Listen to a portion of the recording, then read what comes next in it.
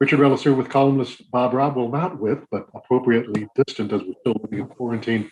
The governor has lifted the occupancy requirements that his went through an executive order and made it so counties and cities can't enact their own mask mandates. And although he's getting a lot of criticism from some circles, Bob, you say he's again threaded the needle perfectly on this. I do believe, as a general proposition, Governor Ducey has kept the balance between open and shut at an appropriate level. There's risk on both sides, and that's something that I think the critics don't adequately account for.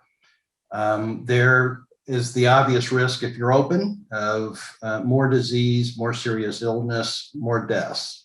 But there's also the risk, if you're closed, on unemployment, bankruptcies, social isolation, and a whole raft of psychological stresses and ailments. And so I don't think the idea of we're going to shut everything down until there's no risk to anybody was the right approach. And the critics, I think, are seriously misstating what the governor's position is. He's not declaring victory, or what community risk is. The percentage of Arizonans who are no longer at serious risk of illness or serious illness or death from COVID is significantly larger than the percentage of adults that have been fully vaccinated, which is the data point on which critics are clinging.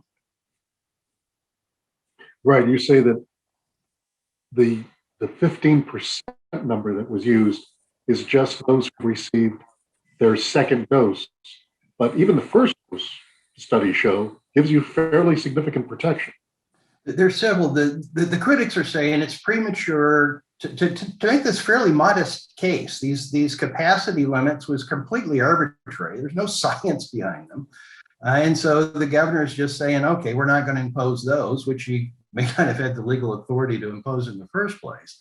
But they're clinging to this 15% figure. Well, that is adults that are fully vaccinated 2 doses.